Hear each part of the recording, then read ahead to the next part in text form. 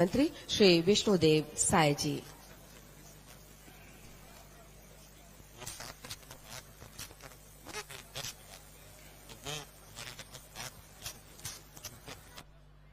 देश के 78वें स्वतंत्रता दिवस पर सभी छत्तीसगढ़ वासियों को हार्दिक बधाई। आज स्वतंत्रता दिवस की इस मंगल बेला में हम सभी स्वाधीनता का सुख साझा कर रहे हैं। हमको यह आजादी अंग्रेजी साम्राज्यवाद के विरुद्ध हमारे पूर्वजों के कठिन संघर्ष और बलिदान के बूते मिल पाई है। यह आजादी हमें देन है शहीद गेंद सिंह, शहीद धुरवा राव, शहीद यादव राव, शहीद वेंकटराव, वीर गुंडाधुर, शहीद डेबरीधुर, शहीद आयतू महारा, शहीद वीर नारायण सिंह जैसे हमारे अनेक ऐतिहासिक नायकों की, जिन्होंने अदम्य साहस का परिचय देते हुए जनमानस में स्वाधीनता की अलख जगाई। महात्मा गांधी के नेतृत्व में पूरे देश के स्वाधीनता सेनानियों के साथ ही छत्तीसगढ़ के स्वतंत्रता संग्राम सेनानियों ने भारत माता की परतंत्रता की बेड़ियों को तोड़ने के लिए जो अथक मेहनत की, उसके सुखद परिणाम स्वरूप आज हम स्वतंत्र वातावरण में सांस ले रहे हैं। स्वाधीनता के साथ ही बाबा साहेब डॉक्टर भीमराव अंबेडकर के नेतृत्व में संविधान निर्माण का काम संपन्न हुआ, जो आज प्रकाश स्तंभ की तरह देश के लोकतंत्र को निरंतर आगे बढ़ने की राह दिखा रहा है। वर्षों पहले बाबा गुरु घासीदास जी ने समता मूलक समाज का आदर्श हम सबके सामने रखा था, जो बाबा साहेब द्वारा निर्मित संविधान में फलीभूत हुआ। उनके संविधान में कबीर की वाणी का सार भी है, जो भारत के नागरिकों को अभिव्यक्ति की स्वतंत्रता के साथ साथ समानता प्रदान करती है। आज के दिन हम उन पूर्वजों के प्रति भी कृतज्ञता व्यक्त करते हैं, जिन्होंने आपातकाल के कठिन दौर में संविधान की मशाल को बुझने नहीं दिया। देश भर में हजारों लोकतंत्र सेनानियों ने इमरजेंसी का विरोध किया और इसके प्रतिरोध में जेल की सजा और अन्य यातनाएं भुगती। अगले वर्ष 25 जून को इमरजेंसी के 50 बरस पूरे हो जाएंगे। इस वर्ष आपातकाल स्मृति दिवस के अवसर पर 25 जून के दिन हमें अपने प्रदेश के लोकतंत्र सेनानियों का आशीर्वाद मिला है। मुझे यह कहते हुए प्रसन्नता हो रही है कि अपने लोकतंत्र सेनानियों के प्रति कृतज्ञता ज्ञापित करने हेतु पिछले 5 वर्षों से रुकी उनकी सम्मान निधि हमारी सरकार द्वारा पुनः प्रारंभ की गई है। आज के दिन हम अपने उन जवानों के प्रति भी कृतज्ञता व्यक्त करते हैं, जो हमारे प्रदेश में लोकतंत्र विरोधी नक्सलवादी आतंक से पूरे साहस और जज्बे के साथ मुकाबला कर रहे हैं। बीते 8 महीनों में हमारे जवानों ने अदम्य साहस का परिचय देते हुए 146 नक्सलियों को मार गिराया है। इस दौरान हमने 32 नए सुरक्षा कैंप खोले हैं और आने वाले दिनों में 29 नए कैंप शुरू करने जा रहे हैं। आज कई वर्षों बाद देश की जनता सुरक्षित महसूस कर रही है, जिसका कारण हमारे वीर जवानों की मेहनत व पराक्रम है। नक्सलवादी घटनाओं से निपटने के लिए अनुसंधान और अभियोजन की कार्यवाही और भी प्रभावी रूप से हो सके, इसके लिए हमने राज्य अन्वेषण एजेंसी SIA का गठन किया है। बस्तर की जनता नक्सलियों से त्रस्त हो चुकी है और विकास के मार्ग पर सरपट दौड़ने को तैयार है। अंदरूनी क्षेत्रों में नए कैंपों का विस्तार कर लोगों को आतंक से मुक्ति देने के साथ ही इन क्षेत्रों में बुनियादी सुविधाएं सुनिश्चित करने का काम भी युद्ध स्तर पर किया जा रहा है। इसके लिए हमने नियत नेलानार योजना शुरू की है। इस सब का अर्थ होता है आपका अच्छा गांव।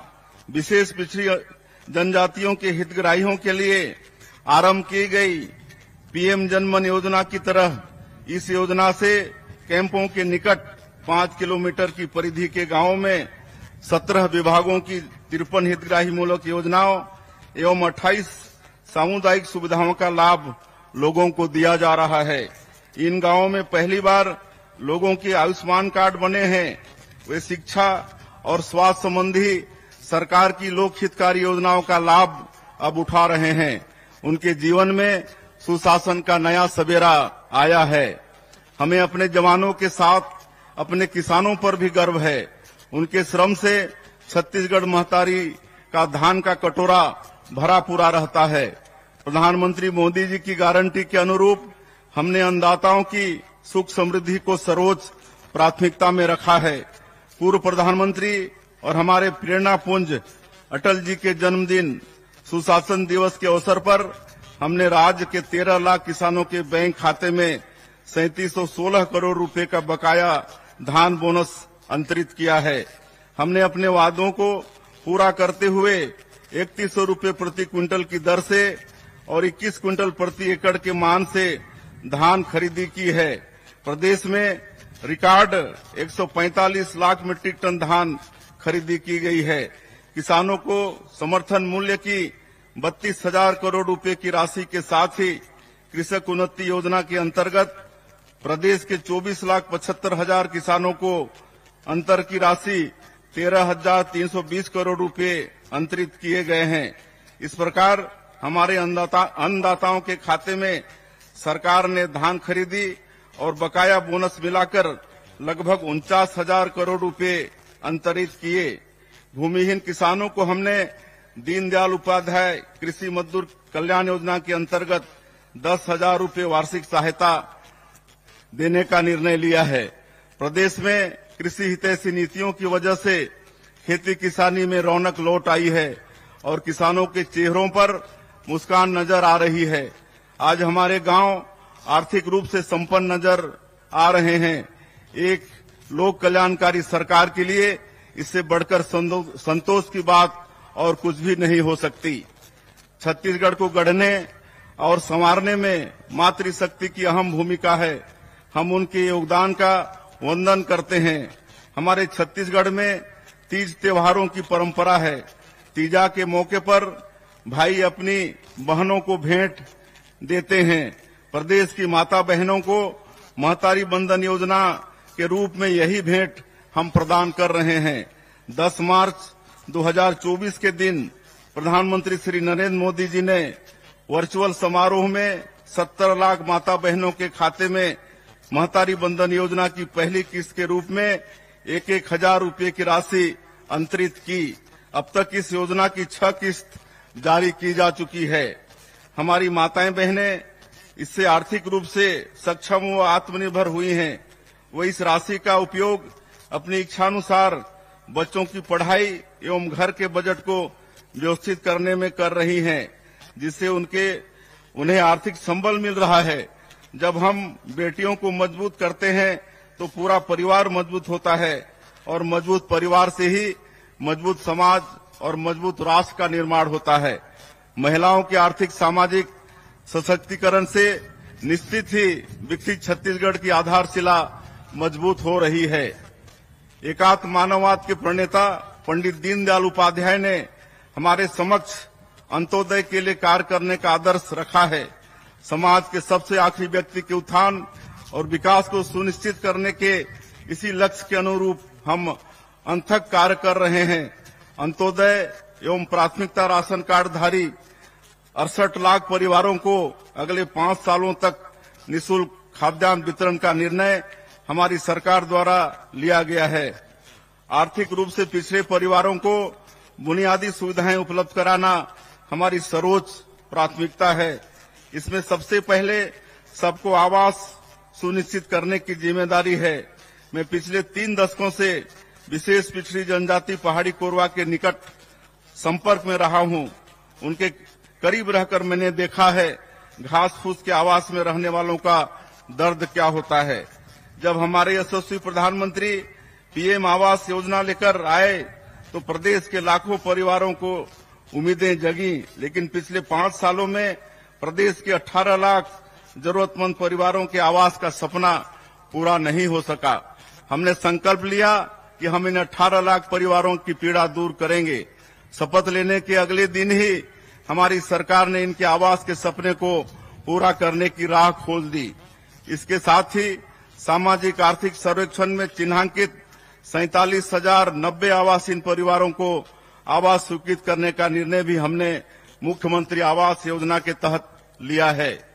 सबको आवास के साथ ही सबको शुद्ध पेयजल उपलब्ध कराने माननीय प्रधानमंत्री जी ने जल जीवन मिशन की आरंभ किया है।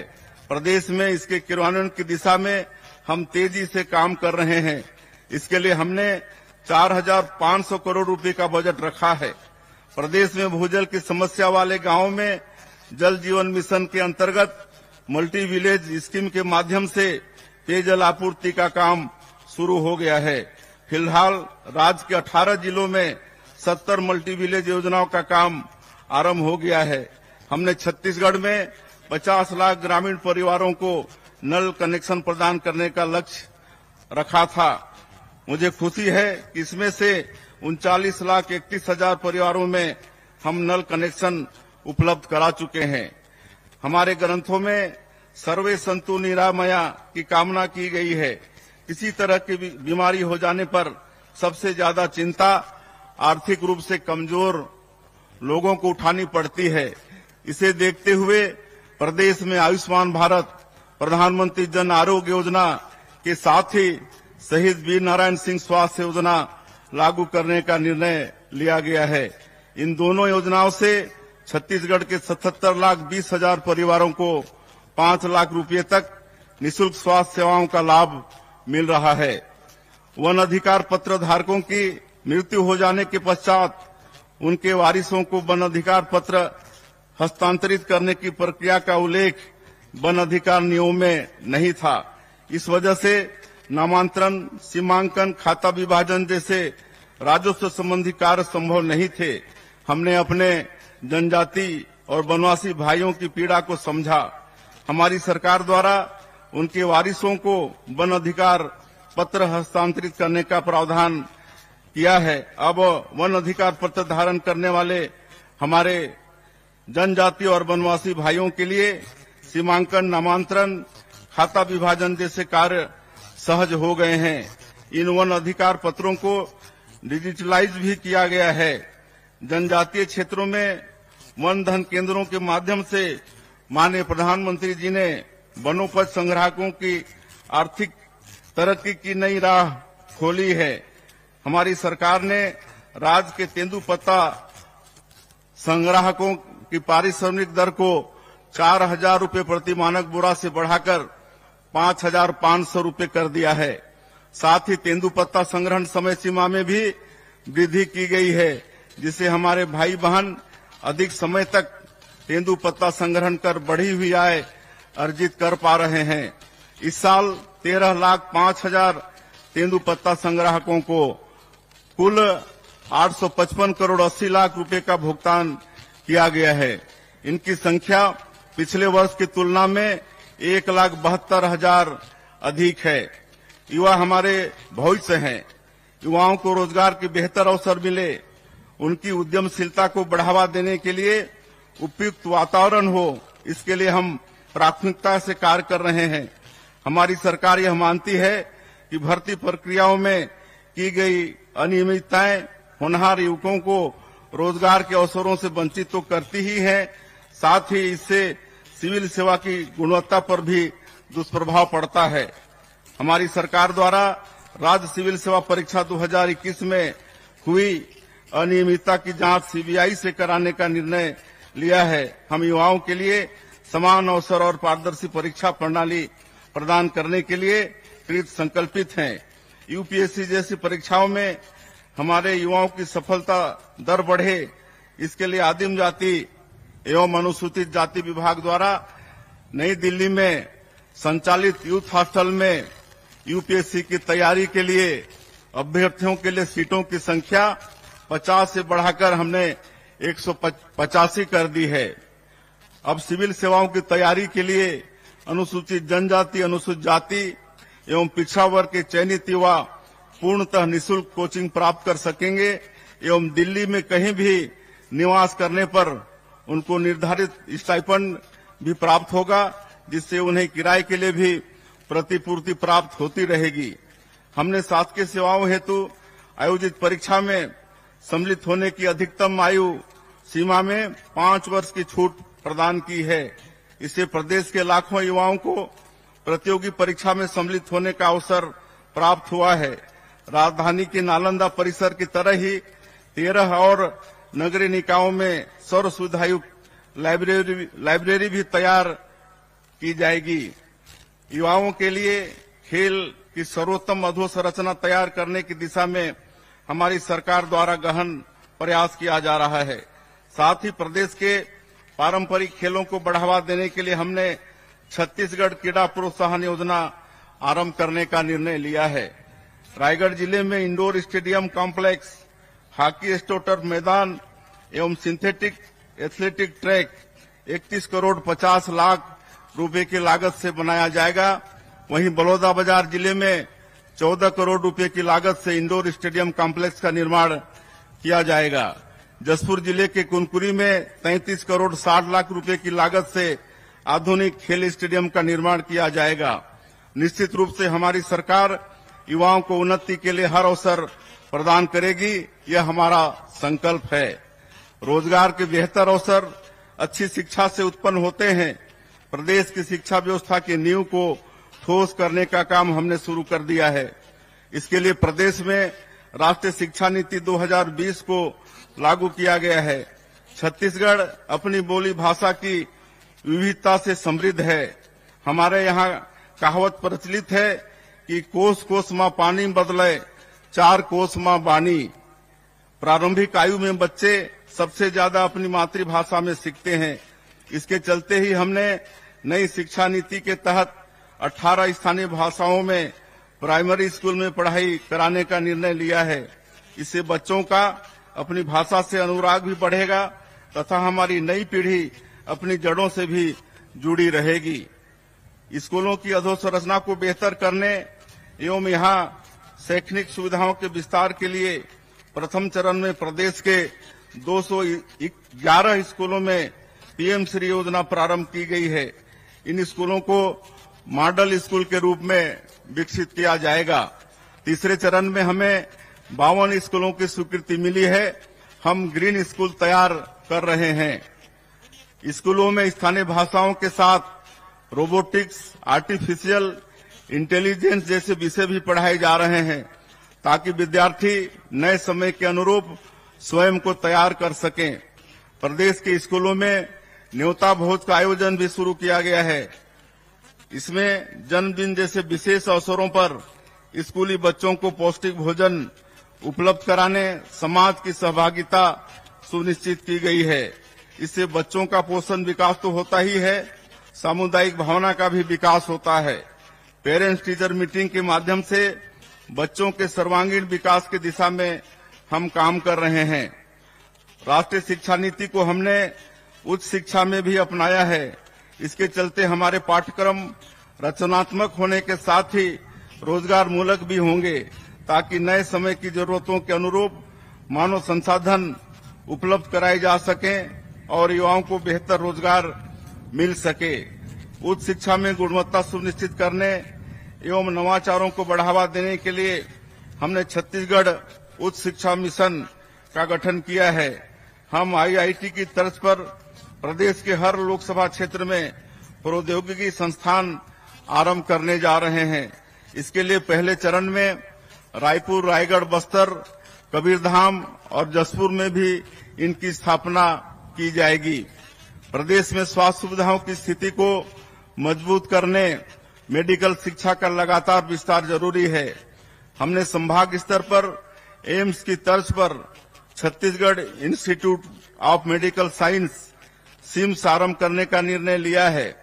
रायपुर में मेकाहारा तथा बिलासपुर में सिम्स के भवन विस्तार तथा अन्य सुविधाओं पर काम प्रारंभ कर दिया है। युवाओं को बड़े पैमाने पर रोजगार प्रदान करते हुए अर्थव्यवस्था को तेज रफ्तार देने हेतु हम प्रदेश की नई उद्योग नीति तैयार कर रहे हैं। इसके लिए हम देश की जानी मानी विशेषज्ञ संस्थाओं तथा उद्योग संगठनों की सलाह लेकर कार्य कर रहे हैं। औद्योगिक अवसरों को आगे बढ़ाने देश दुनिया में जो नवाचार प्रारंभ किए गए हैं उन्हें राज्य की परिस्थिति के अनुरूप लागू करने छत्तीसगढ़ आर्थिक सलाहकार परिषद के गठन का निर्णय भी हमने लिया है। राज्य में निवेश का बेहतर माहौल हो, इसके लिए हमने सिंगल विंडो सिस्टम को नवीनीकृत किया है। इससे उद्यमियों को अनापत्ति प्रमाण पत्र तथा अन्य क्लियरेंस के लिए सरकारी कार्यालयों के चक्कर नहीं लगाने पड़ेंगे।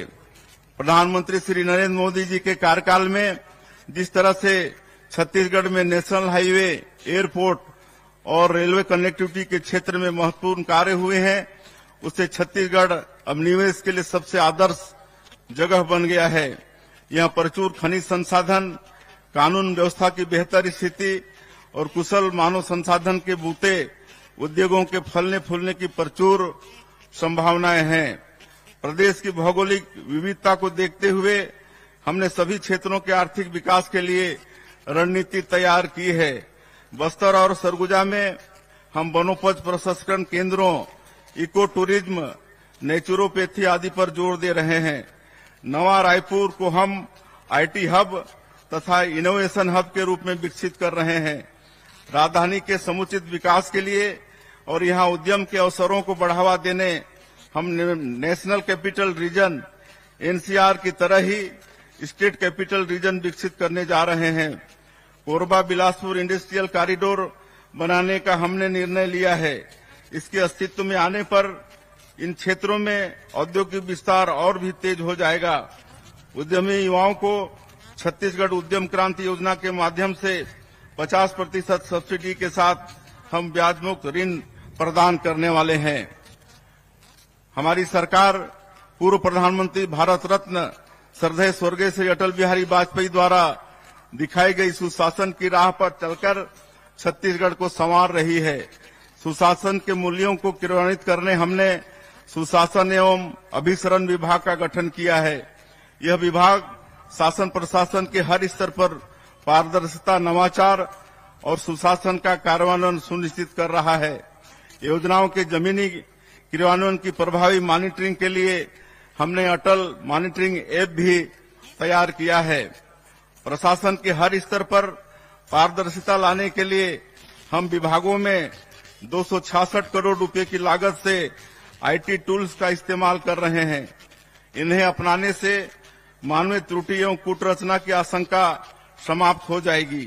यह पारदर्शिता की ओर सरकार द्वारा उठाया गया सबसे बड़ा कदम है। भ्रष्टाचार के प्रति जीरो टॉलरेंस की हमारी नीति को कार्यान्वित करने में इससे बड़ी मदद मिल रही है। गवर्नेंस के हर हिस्से में हम पारदर्शिता सुनिश्चित कर रहे हैं। खनिजों के परिवहन में हमने मैनुअल पद्धति को समाप्त कर दिया है और ई ट्रांजिट पास जारी करने की व्यवस्था पुनः शुरू की है। इसी तरह सरकारी खरीदी में पारदर्शिता सुनिश्चित करने हमने जेम पोर्टल के माध्यम से खरीदी का निर्णय लिया है। आबकारी नीति में पारदर्शिता लाने तथा भ्रष्टाचार को समाप्त करने पुरानी व्यवस्था के स्थान पर सीधे कंपनियों से खरीदी का निर्णय हमने लिया है। राजस्व संबंधी प्रकरणों के त्वरित और समय सीमा में निराकरण के लिए हमने तहसीलदारों के अधिकारों का विस्तार किया है। नाम, जाति, पता की त्रुटि, सिंचित असिंचित रकबा, कैफियत त्रुटि, एक फसली बहुफसली त्रुटि को सुधारने का अधिकार तहसीलदार को दिया गया है, जिससे राजस्व संबंधी परेशानी झेल रहे लोगों की दिक्कत दूर हो सकेगी। केंद्र की तर्ज पर राज्य नीति आयोग का गठन हमने किया है। हमारे यशस्वी प्रधानमंत्री श्री नरेंद्र मोदी जी ने आजादी के 100 वर्ष पूरे होने पर वर्ष 2047 तक देश को विकसित राष्ट्र बनाने का संकल्प लिया है और इसके लिए एक रोड मैप तैयार किया है। हमारी सरकार भी इससे कदम ताल करते हुए विकसित छत्तीसगढ़ का संकल्प लेकर आगे बढ़ रही है। इसके लिए राजनीति आयोग द्वारा अमृतकाल विजन 2047 तैयार किया जा रहा है। हमारी दिशा स्पष्ट है, नियत साफ है और हौसला पर्वत जैसा है।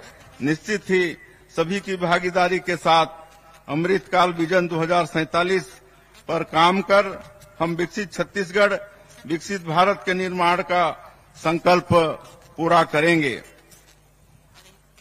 छत्तीसगढ़िया लोगों की पहचान देश दुनिया में सहज सरल लोगों के रूप में है।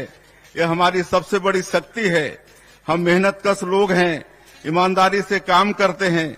यह हमारे सांस्कृतिक मूल्य हैं। इन्हें सहेज कर रखना हमारी बड़ी जिम्मेदारी है।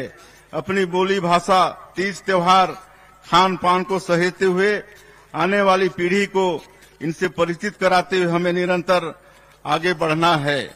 जलवायु परिवर्तन के संकट को देखते हुए हम सबका कर्तव्य है कि पर्यावरण को बेहतर बनाने में अपनी भागीदारी दें। माननीय प्रधानमंत्री श्री नरेंद्र मोदी जी ने एक पेड़ मां के नाम अभियान आरंभ किया है। मैंने अपने गृहग्राम बगिया में इस अभियान के अंतर्गत रुद्राक्ष का पौधा लगाया है। रायपुर में भी मुख्यमंत्री निवास में मैंने दहिमन का पौधा लगाया है। आप भी एक पौधा जरूर लगाएं, यह आप सभी से हमारा आग्रह है। यह हमारी पुण्य भूमि का परम सौभाग्य है कि श्री राम हमारे भांजे हैं और उनकी कर्म भूमि भी छत्तीसगढ़ है। मनेन्द्रगढ़, चिरमिरी, भरतपुर जिले के सीतामढ़ी, हरका चौरा से लेकर सुकमा के इंजरम तक कण कण भगवान श्री राम के वनवास काल का साक्षी है।